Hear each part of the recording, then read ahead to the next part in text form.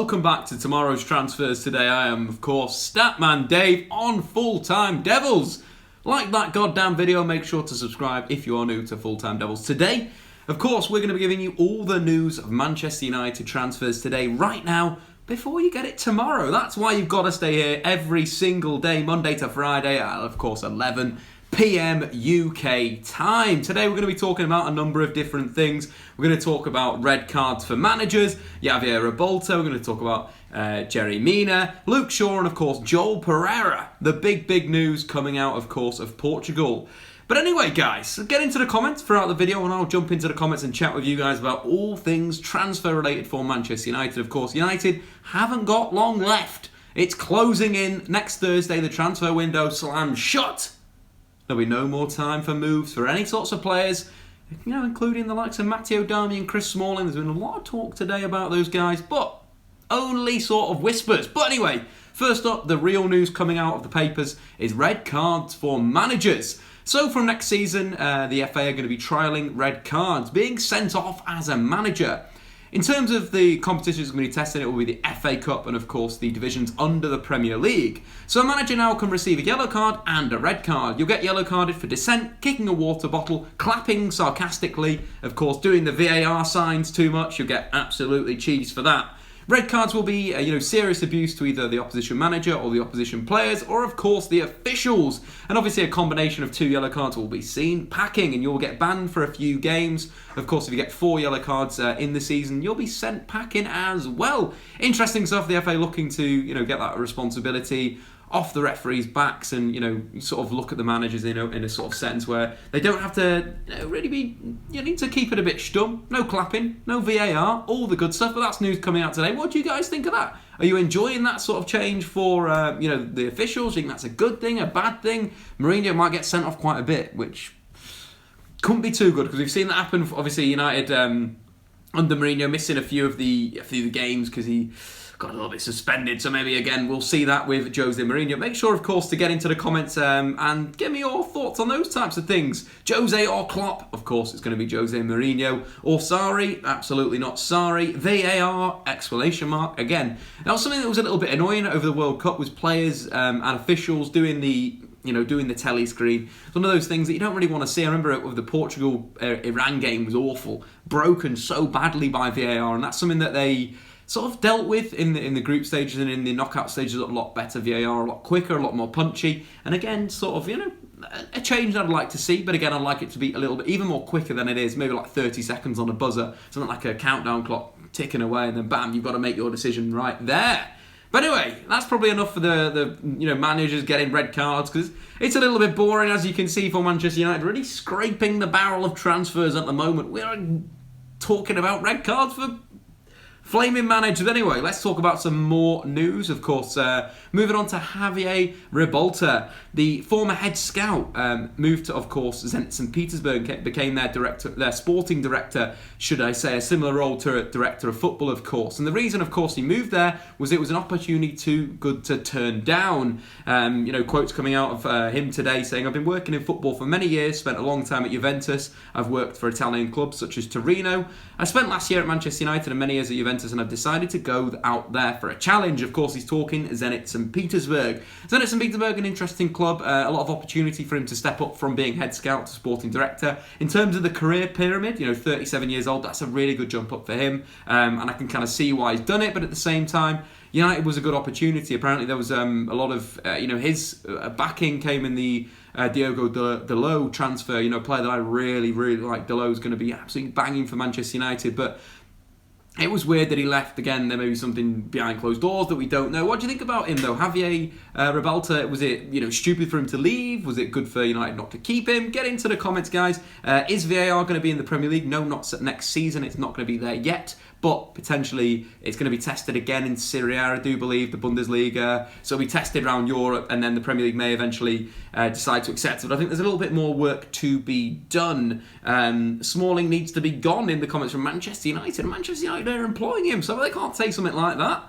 I love Statman. That comes from Neathel. We need Godin. Godin would be a fantastic signing. Dave, do you think, what do you like United's chances in the Champions League more than the Premier League? That comes from Nigel Jones. It's an interesting one. I kind of say yes, in a way, where you know that Mourinho, if he can get to a semi-final or quarter-final of the Champions League, more chances than not he's going to get to the final and win it. You know, he's one of those managers, so gritty, so determined, such a, you know, in a way in those competitions, counter-attacking is good. So I think if United did get past Sevilla last season, they could have got a lot further than they did. Again, the Sevilla one was sort of like almost a red herring in a way. That's like, this is a game that United should win, they didn't win, where I would have preferred United to get a big dog, sit, counter-attack, break on the, you know, break with pace and then score there. So yeah, Nigel, I think in terms of winning the Champions League, I'd say that's more likely than winning the Premier League at the moment, which is pretty crazy. But considering the managerial talent in the Premier League this season, it's not saying much. And again, Zizou is now out of the competition, so there's probably someone else that's going to win it next season, guys. But yeah, the big thing there, Javier Revolta, do we need him? Is he just, you know, did he impress you guys? You know, you see Juve, they signed so many good young players, Kingsley Coman, Paul Pogba, you know, Carlos Tevez, Patrice Evra. There was loads of guys that Javier Revolta was sort of renowned for bringing in, but we didn't really see that at United. So maybe it was time for him to move on. Unless we play Sevilla, lol, yes, Lloyd, I completely agree with that. Sevilla are the danger men. So let's move on to some more news. Yari Mina smells like he wants to get a new Barcelona contract in terms of you know, him as a player. He's been following Man United on Instagram. He's been unfollowing Barcelona. There's been all sorts of rubbish that we've seen. There's been some comments coming from Bocas magazine saying, I thought a lot more things, a lot of bad things. I thought I was finished at Barcelona. I felt so bad, and Philip Coutinho, Paulinho tried to encourage me all the time, told me that everything would be fine. It does look like he is leaving, surplus to requirements at Barcelona again. They've just signed Clement Lenglet, a player that I wanted United to buy this window. Lenglet was so good against Romelu Lukaku in the Champions League. He arguably bullied him physically, and I've never seen that before. For someone like Lenglet, that's also quite good on the ball, known as a culture defender, very, very impressive. And it's Barcelona collects centre-backs, of course. They've got Samuel Umtiti, Lenglet, Gerard Piqué, three players there that are fantastic. Maybe a back three is going to be where they're going next season. I doubt it, though. And like Yari Mina at Barca, Lenglet's going to be sitting on the bench. God damn it. Back to the comments. We need James Rodriguez. We weren't talking about James Rodriguez, but I agree. James Rodriguez, 7 goals and 11 assists in the Bundesliga last season. Dropped a lot deeper, controlling the tempo of the games. It was quite nice to see his evolution. I really enjoyed him at Bayern Munich. He's just a really, really good, decent player. Dave, what do you think about Mina? I just think there's players in our squad that are the same calibre as him right now. A young centre-half that's got massive potential. Eric Bailly, Victor Lindelof, Tuanzebe, Fosu Mensah. Like, those guys are similar of Yari Mina. I don't see him at a higher level. I see him as almost a level below those guys that's a little bit inconsistent, a little bit more dodgy than them, you know, susceptible to a mistake like he was at the World Cup. But anyway, guys, let's move on to the next topic of conversation, and it's Luke Shaw. And a Bundesliga team interested in Luke Shaw. Wolfsburg have been linked with them today. That, of course, coming in the Daily Mail. They're interested in signing left-back Luke Shaw, who's in the final year of his contract. So it's an interesting one. You know, Luke Shaw potentially will be looking for a club at the end of next season. And Wolfsburg could be a good option. Wolfsburg going through a bit of a transition. They've always had a bit of cash, again, being backed by Volkswagen. So it could be a good option for Luke Shaw to rebuild his career. You know, go back to his stats. When he was at Southampton, it was unbelievable. Like 3 dribbles a game, assists, key passes for fun. And we haven't seen that at United quite yet. But there's still time for Luke Shaw. Big game tonight, of course. Real Madrid versus Manchester United in, of course, the ICC. I'm going to be there. You guys can be there as well if you want to check out Statman Dave YouTube channel. After, of course, this. We'll be going live around 12 o'clock. But anyway, what do you guys think? Luke Shaw to Wolfsburg. Good, bad, ugly? Get into the comments right now. I'd really love to have Thiago Alcantara. That comes in from Troy. I agree. If he was fit for a season, he would be an unbelievable player. The problem is, of course, Guardiola built his team around him. And the problem was he wasn't fit. You know, we saw him play so well against Arsenal, bullied Arsenal for Bayern Munich so many times, but we didn't see him like progress to that next level where we all expect. And I think he moves back to Barcelona could be a good move for him. But yeah, Luke Shaw, get it in there. Luke Shaw, into the comments, guys. Do you want him? Do you not want him? Are the pies good there in Wolfsburg? I'm not sure. I've never been to Wolfsburg, but sausages are always quick in Germany. You know, the Bratworth. We'll keep going down into the comments. Luke Shaw, what is going down? Dybala or Bale, if you had the opportunity to sign one? Good question coming in from Abdul. Go and check out Abdul's channel. Top lad.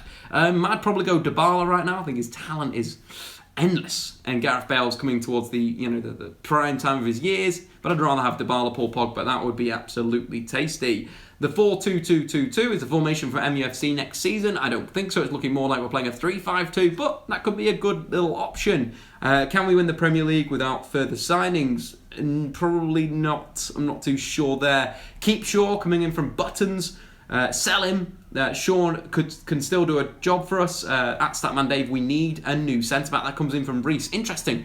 I'd say left-back more than a centre-back if I was choosing the transfers, but I'm not, so, it's out of my control. Right, let's move on to the last little bit of news, and that is Joel Pereira, who is signing for another Portuguese club who I've completely lost the name of, but he didn't sign for Sporting Lisbon, apparently because they couldn't guarantee a first team position. So he's signing for Vitoria Setubal in Portugal. It's one of Mourinho's former teams. But he was going to supposedly go into Sporting Lisbon. They couldn't guarantee that first team space. So United were like, oh, look, we'll loan him to someone else. Because again, young goalkeepers or young players, they just need those minutes.